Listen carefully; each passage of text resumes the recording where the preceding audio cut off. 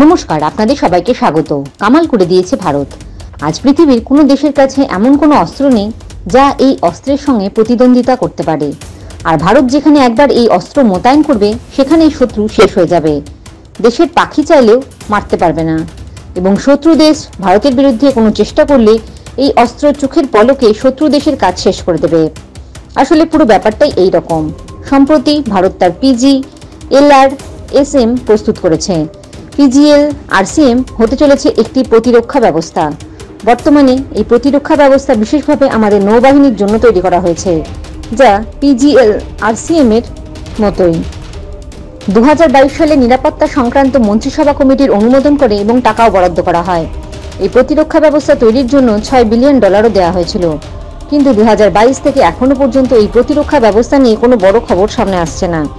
ভারত এই প্রতিরক্ষা ব্যবস্থাকে অত্যন্ত গোপনীয় করে তুলতে চেয়েছিল, এবং আজ এই প্রতিরক্ষা ব্যবস্থা নিয়ে আমাদের নৌবাহিনীর পক্ষ থেকে একটি বড় তথ্য প্রকাশ করা হয়েছে, যা আমেরিকা এবং রাশিয়াকেও হতবাক করেছে। চীনকে ছেড়ে দিন, কারণ বলা হচ্ছে যে এটি আমাদের পিজি হতে চলেছে। LRBIN এর ভিতরে 3টি ইন্টারসেপ্টর মিসাইল বসানো থাকবে।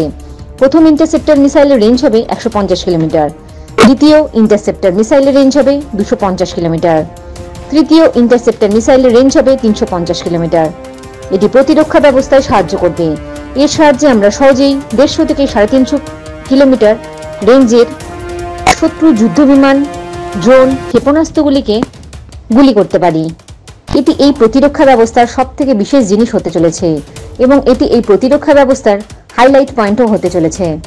এই প্রতিরক্ষা ব্যবস্থার ভিতরে যে ইন্টারসেপ্টর মিসাইল স্থাপিত হবে তার গতিবেগ হাইপারসনিকের চেয়ে 2 মাচ বেশি হবে। অর্থাৎ আমাদের নতুন প্রতিরক্ষা ব্যবস্থার ইন্টারসেপ্টর মিসাইলের গতি হবে 7 মাচ, অর্থাৎ 7 গুণ শব্দের গতি। এই প্রতিরক্ষা ব্যবস্থার ভিতরে ইন্টারসেপ্টর মিসাইল বসানো থাকবে, যেখানে একটি ফাইটার জেটের গতি ঘন্টায় 2200 কিলোমিটার থেকে 2300 কিলোমিটার প্রতি ঘন্টার মধ্যে, কিন্তু আমাদের ইন্টারসেপ্টর মিসাইলের গতি হবে ঘন্টায় 8643 কিলোমিটার। অর্থাৎ আমরা যদি আক্রমণ করি, যে কোনো শত্রু দেশ এই ইন্টারসেপ্টর মিসাইল ফাইটার জেট নিক্ষেপ করলে শত্রু দেশের ফাইটার জেটের পাইলট সেরে ওঠার সুযোগও পাবেন না। এখানেই বলা হচ্ছে এই বছরের শেষ নাগাদ, অর্থাৎ 1 থেকে 2 পর মাস ভারতের পক্ষ থেকে এই প্রতিরক্ষা ব্যবস্থার পরীক্ষা শুরু করা হবে, এবং এই পরীক্ষাগুলি শেষ হওয়ার পরে 2 থেকে 2.5 বছর পরে এই প্রতিরক্ষা ব্যবস্থা আমাদের সেনাবাহিনী সরবরাহ করা শুরু হবে। এই প্রতিরক্ষা ব্যবস্থার এই সমস্ত বৈশিষ্ট্যগুলি বিবেচনা করে আমাদের দ্য আর্মি ইতিমধ্যে এই প্রতিরক্ষা ব্যবস্থার অর্ডার দিয়েছে, এবং আমাদের এই নতুন প্রতিরক্ষা ব্যবস্থা দেখে বর্তমানে আমেরিকা ও রাশিয়ার মতন দেশগুলি ভাবছে ভারতের মতন একটি দেশ কিভাবে এক উন্নত ইন্টারসেপ্টর মিসাইল তৈরি করতে পারে।